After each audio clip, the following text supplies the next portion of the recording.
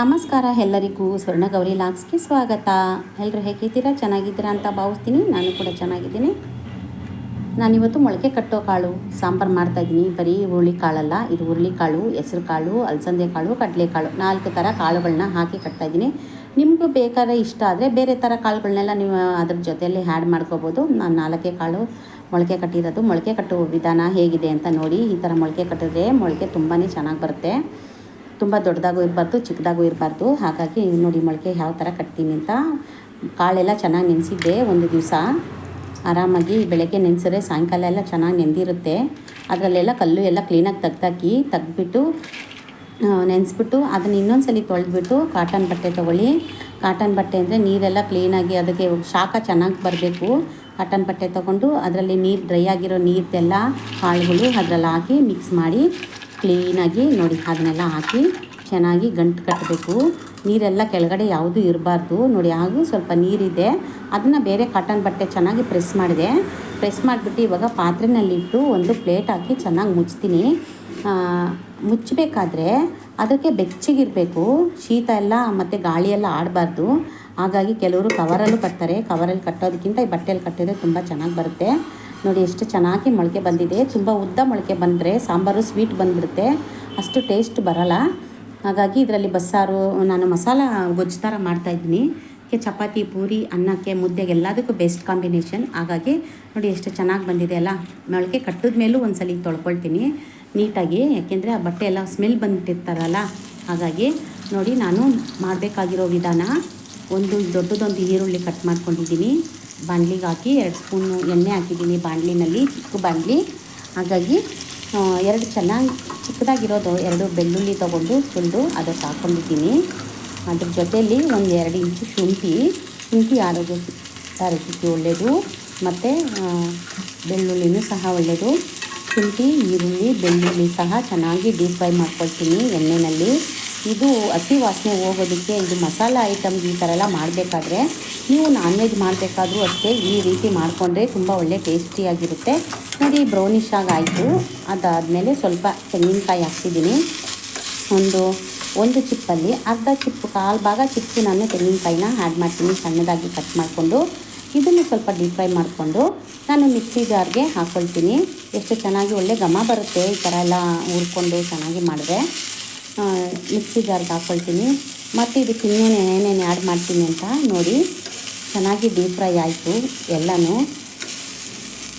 First time ನನ್ನ video ಯಾರು ನೋಡ್ತಾ ಇದ್ದೀರಾ ದಯವಿಟ್ಟು ಸಬ್ಸ್ಕ್ರೈಬ್ ಮಾಡಿಕೊಂಡು ವೀಡಿಯೋ ಪೂರ್ತಿ ನೋಡಿ ಸಪೋರ್ಟ್ ಮಾಡಿ. ಇದನ್ನೆಲ್ಲ ನಾನು ಮಿಕ್ಸಿ ಜಾರ್ಗೆ ಹಾಕ್ಕೊಂಡಿದ್ದಾದಮೇಲೆ ಮತ್ತೆ ಅದಕ್ಕೆ ನಾನು ಚಿಕ್ಕದಾಗಿರೋದು 2 ಟೊಮೆಟೊ ಕಟ್ ಮಾಡ್ಕೊಂಡಿದ್ದೀನಿ. ಬಾಣಲಿ ಬಿಸಿ ಇರೋದ್ರಿಂದ ಅದಕ್ಕೇನು ಎಣ್ಣೆ ಹಾಕುವಂಥ ಅವಶ್ಯಕತೆ ಇರಲ್ಲ. ಹಸಿ ವಾಸನೆ ಎಲ್ಲ ಹೋಗಬೇಕಾದ್ರೆ ಈ ಥರ 2 ಟೊಮೆಟೊನ ಸಣ್ಣದಾಗಿ 4 ಭಾಗ ಮಾಡಿಕೊಂಡು ಕಟ್ ಮಾಡಿಕೊಂಡು ಇದನ್ನು ಸ್ವಲ್ಪ ಬಿಸಿ ಮಾಡ್ಕೊಂಡು ಡೀಪ್ ಫ್ರೈ ಮಾಡ್ಕೊಳ್ತೀನಿ. ಡೀಪ್ ಫ್ರೈ ಮಾಡಿಕೊಂಡು ಅದನ್ನು ಮತ್ತೆ ಮಿಕ್ಸಿ ಜಾರ್ಗೆ ಹಾಕ್ಕೊಳ್ತೀನಿ. ಈ ಥರ ಕನ್ಸಿಸ್ಟೆನ್ಸಿನಲ್ಲಿ ನೀವು ಮಟನ್ ಸಾಂಬಾರಾಗಲಿ, ಚಿಕನ್ ಆಗಲಿ, ಅಥವಾ ನೀವು ಯಾವುದೇ ಮಸಾಲ ಐಟಮ್ ಪದಾರ್ಥ ಮಾಡಬೇಕಾದ್ರೂ ಈ ಥರ ಮೊಳಕೆ ಹುರುಳಿಕಾಳು, ಬಟಾಣಿ ಗೊಜ್ಜು ಎಲ್ಲ ಇದೇ ಅಳತೆನಲ್ಲಿ ನೀವು ಮಾಡಿಕೊಂಡ್ರೆ ತುಂಬಾ ಚೆನ್ನಾಗಿ ಬರುತ್ತೆ. ಇದನ್ನು ಸಹ ನಾನು ಮಿಕ್ಸಿ ಜಾರ್ಗೆ ಹಾಕ್ಕೊಳ್ತೀನಿ. ಟೊಮೆಟೊ ಎಲ್ಲ ಡೀಪ್ ಫ್ರೈ ಆಯಿತು, ಅದರಲ್ಲಿರೋ ಹಸಿ ವಾಸನೆ ಎಲ್ಲ ಹೋಗಿದೆ. ಹಾಗಾಗಿ ಹಾಕ್ಕೊಂಡ್ಮೇಲೆ ಮತ್ತಿನ್ನೇನು ಹಾಕ್ತೀನಿ ನೋಡಿ. ಚಕ್ಕೆ, ಲವಂಗ 1 ಇಂಚು ಚಕ್ಕೆ, ಒಂದು 7-8 ಲವಂಗ ಹಾಕಿದ್ದೀನಿ. ಚಕ್ಕೆ ಲವಂಗ ಹಾಕೋದ್ರಿಂದ ನಾವು ಗರಂ ಮಸಾಲ ಹಾಕ್ಕೊಳ್ಳೋವಂಥ ಅವಶ್ಯಕತೆ ಇರಲ್ಲ. ಹಾಗಾಗಿ ಇದನ್ನು ಡ್ರೀಪ್ ಫ್ರೈ ಮಾಡ್ಕೋಬೋದು. ನಾನು ಮಾಡ್ಕೊಂಡಿಲ್ಲ. ನಾನು ಇದರಲ್ಲಿ ಅಚ್ಚ ಖಾರದ ಪುಡಿ, ಚಿಕ್ಕದೊಂದು ಸ್ಪೂನಲ್ಲಿ ಅಚ್ಚ ಖಾರದ ಪುಡಿ ಹಾಕಿದ್ದೀನಿ, ಅಂದರೆ ಒಣಮೆಣ್ಸಿನ ಪುಡಿ. ಹಾಗೆ ಮನೆಯಲ್ಲೇ ಮಾಡಿರೋ ಧನಿಯಾ ಪುಡಿ. ನಾನು ಪ್ರತಿ ಸತಿನೂ ಧನಿಯಾ ಪುಡಿನ ಮನೆಯಲ್ಲೇ ಮಾಡ್ಕೊಳ್ತೀನಿ. ಖಾಲಿ ಆದಮೇಲೆ ಮನೆಯಲ್ಲಿ ಮಾಡ್ಕೊಳೋದ್ರಿಂದ ತುಂಬ ಟೇಸ್ಟ್ ಬರುತ್ತೆ. ಅಂಗಡಿಯಲ್ಲಿ ತೊಗೊಂಬರೋದು ಯಾವುದು ಚೆನ್ನಾಗಿರಲ್ಲ. ಹಾಗಾಗಿ ನಾನು ಒಂದು ಚಿಕ್ಕ ಇಡಿನಿಂದ ಅರ್ಧ ಇಡಿ ನಾನು ಹುರಿಗಡಲೆ ಹಾಕ್ತಾಯಿದ್ದೀನಿ. ಹುರಿಗಡಲೆ ಹಾಕೋದ್ರಿಂದ ಅದಕ್ಕೆ ಸ್ವಲ್ಪ ಗಟ್ಟಿ ಕೊಡುತ್ತೆ ಸಾಂಬಾರು. ತುಂಬಾ ಟೇಸ್ಟಿಯಾಗೂ ಇರುತ್ತೆ. ಜಾಸ್ತಿ ಹಾಕಿದ್ರೂ ಚೆನ್ನಾಗಿರಲ್ಲ, ಮೀಡಿಯಮ್ಮಾಗಿ ಹಾಕಬೇಕು. ಸ್ವಲ್ಪ ನೀರು ಹಾಕ್ಕೊಂಡು ಚೆನ್ನಾಗಿ ರುಬ್ಕೊಳ್ತೀನಿ. ನೋಡಿ ನುಣ್ಣಗಾಯಿತು.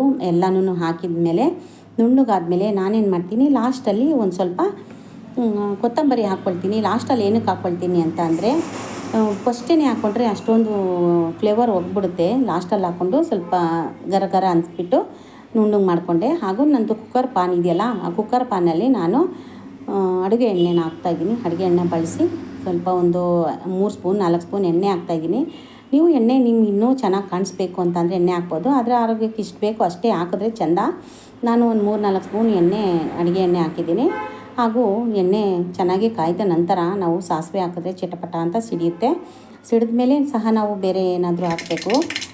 ಮತ್ತು ಕರಿಬೇವು ಸಹ ಡೀಪ್ ಫ್ರೈ ಆಯಿತು, ಚೆನ್ನಾಗಿ ಆಯಿತು ನೋಡಿ. ಈ ಥರ ಆದಮೇಲೆ ನಾವು ತೊಳೆದಿಟ್ಕೊಂಡಿರೋವಂಥ ಕಾಳು ಇದೆಯಲ್ಲ, ಮೊಳಕೆ ಕಾಳು ಸಹ ನಾನು ಅದರಲ್ಲಿ ಹಾಕ್ತೀನಿ. ಚೆನ್ನಾಗಿ ಅದನ್ನು ಫ್ರೈ ಮಾಡ್ಕೊಳ್ಳೋಣ.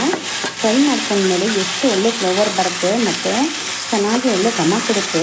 ನೀವು ಲಾಸ್ಟಲ್ಲೂ ಸಹ ಒಗ್ಗರಣೆ ಹಾಕ್ಕೋಬೋದು. ಎಲ್ಲ ಮಿಕ್ಸ್ ಮಾಡಿ, ನಾನು ಫಸ್ಟೇ ಹಾಕಿದ್ದೀನಿ, ಕೆಲವೊಮ್ಮೆ ಲಾಸ್ಟಲ್ಲೂ ಹಾಕ್ತೀನಿ. ತುಂಬ ಚೆನ್ನಾಗಿರುತ್ತೆ. ಇವಾಗ ಈ ಥರ ಎಲ್ಲ ಚೆನ್ನಾಗಿ ಮಿಕ್ಸ್ ಮಾಡ್ಕೊಂಡಿದ್ದ ನಂತರ ಚೆನ್ನಾಗಿ ಅದರಲ್ಲಿರೋ ಕಾಳಿನಲ್ಲಿರೋ ಹಸಿ ವಾಸನೆಯೂ ಸಹ ಹೋಗುತ್ತೆ. ಹೋದ್ಮೇಲೆ ನಾನು ಒಂದು ಸ್ವಲ್ಪ ಹೊತ್ತು ಒಂದು 5 ನಿಮಿಷ ನಾವು ಡೀಪ್ ಫ್ರೈ ಮಾಡ್ಕೊಳ್ಳೋಣ ಅಂತ ಮಾಡ್ತಾಯಿದ್ದೀನಿ. ನೀವು ಯಾವ ರೀತಿ ಮಾಡ್ತೀರಾ ಅಂತ ದಯವಿಟ್ಟು ನನ್ನ ವಿಡಿಯೋದಲ್ಲಿ ಒಂದು ಕಮೆಂಟ್ ಬಾಕ್ಸಲ್ಲಿ ಕಮೆಂಟ್ ಮಾಡಿ. ಹಾಗೂ ಬೆಲ್ ಐಕನ್ ಪ್ರೆಸ್ ಮಾಡಿ ಸಬ್ಸ್ಕ್ರೈಬ್ ಮಾಡ್ಕೊಳ್ಳಿ. ಮತ್ತು ನಾನು ರುಬ್ಬಿಟ್ಟಿರೋಂಥ ಮಸಾಲ ಈ ಕಲರ್ ಈ ಥರ ಕಾಣಿಸ್ತಾ ಇದೆ. ಒರಿಜಿನಲಿ ಸೂಪರಾಗಿದೆ ಕಲ್ಲರು ಸಹ. ನೀವು ಬ್ಯಾಡಗಿ ಮೆಣಸಿನ್ಕಾಯಿನೂ ಬೇಕಾದ್ರೆ ಹುರ್ಕೊಂಡ್ಬಿಟ್ಟು ಅದು ಡೀಪ್ ಫ್ರೈ ಮಾಡ್ಕೊಂಡು ಹಾಕ್ಕೋಬೋದು. ನಾನು ಬ್ಯಾಡಗಿ ಮೆಣಸಿನ್ಕಾಯಿ ಏನೂ ಹಾಕಿಲ್ಲ, ಬರೀ ಅಚ್ಚ ಖಾರದ ಪುಡಿ ಹಾಕಿದ್ದೀನಿ. ಇನ್ನೊಂದು ಟೈಮು ನಾನು ನೆಕ್ಸ್ಟ್ ಮಾಡೋದನ್ನು ತೋರಿಸ್ತೀನಿ ಅದನ್ನು.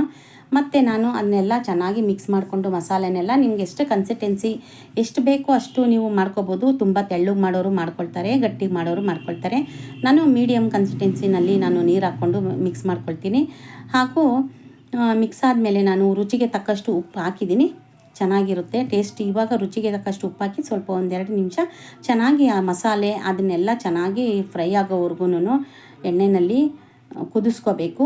ಕುದಿಸಿದ 5 ನಿಮಿಷ ಕುದಿಸಿದಾದ ನಂತರ ನಾನು ಇನ್ನೊಂದು ಸ್ವಲ್ಪ ನೀರು ಹಾಕ್ಕೊಳ್ತೀನಿ. ಯಾಕೆಂದರೆ ನಮಗೆ ಎಷ್ಟು ಬೇಕೋ, ನಿಮ್ಮ ಮನೆಯಲ್ಲಿ ಎಷ್ಟು ಬೇಕೋ ಅಷ್ಟು ಹಾಕ್ಕೋಬೋದು. ನಾನು ಇಷ್ಟು ಕನ್ಸಿಸ್ಟೆನ್ಸಿ ಕರೆಕ್ಟಾಗಿ ನೀರು ಹಾಕ್ಕೊಂಡಿದ್ದೀನಿ. ನೀರು ಹಾಕ್ಕೊಂಡು ಕುಕ್ಕರ್ ಪಾನಲ್ಲಿ ಸುಮಾರು ಒಂದು 3 ವಿಷಲ್ ಕೂಗಿಸಿದ್ರೆ ಸೂಪರಾಗಿರುತ್ತೆ. ಒಳ್ಳೆ ಆರೋಗ್ಯ ಭರಿತ ಕಾಳುಗಳು. ಈ ಎಲ್ಲ ಕಾಳುಗಳು ತಿನ್ನೋದ್ರಿಂದ ಆರೋಗ್ಯಕ್ಕೆ, ಹೊಟ್ಟೆಗೆ, ಕಣ್ಣಿಗೆ ತುಂಬಾ ಒಳ್ಳೆಯದು. ಮತ್ತು ಇದರಲ್ಲಿ ಬಸ್ಸಾರು ಉಪ್ಸಾರು ಎಲ್ಲ ಮಾಡ್ತಾರೆ. ನಾನು ಮಸಾಲ ಗೊಜ್ಜು ಮಾಡಿದ್ದೀನಿ. ಗೊಜ್ಜು ಟೈಪಲ್ಲೇ ಇದೆ. ತಣ್ಣಗಾದ್ಮೇಲಂತೂ ಗೊಜ್ಜು ಆಗಿಬಿಡುತ್ತೆ. ಈ ವಿಡಿಯೋ ಯಾರಿಗಿಲ್ಲ ಇಷ್ಟ ಆಗುತ್ತೆ ದಯವಿಟ್ಟು ಲೈಕ್ ಮಾಡಿ, ಶೇರ್ ಮಾಡಿ, ಕಮೆಂಟ್ ಮಾಡಿ. ಹಾಗೂ ನೋಡಿ 3 ವಿಷಲ್ ಕೂಗಿದ ನಂತರ ಯಾವ ಥರ ಆಗಿದೆ ನಮ್ಮ ಸಾಂಬಾರು. ಇಷ್ಟ ಆಯಿತಾ ಹೇಳಿ. ಕಲ್ಲರ್ ಈ ಥರ ಇದೆ ವಿಡಿಯೋದಲ್ಲಿ, ತುಂಬ ಚೆನ್ನಾಗಿದೆ ಒರಿಜಿನಲಿ ಕಲ್ಲರು. ದಯವಿಟ್ಟು ನಮ್ಮ ವಿಡಿಯೋ ನೋಡಿರೋರಿಗೆಲ್ರಿಗೂ ಧನ್ಯವಾದಗಳು. ಹೀಗೆ ಸಪೋರ್ಟ್ ಮಾಡಿ, ನಿಮ್ಮ ಸಪೋರ್ಟು ಹೀಗೆ ಇರಲಿ. ಎಲ್ರಿಗೂ ಧನ್ಯವಾದಗಳು. Thank you so much.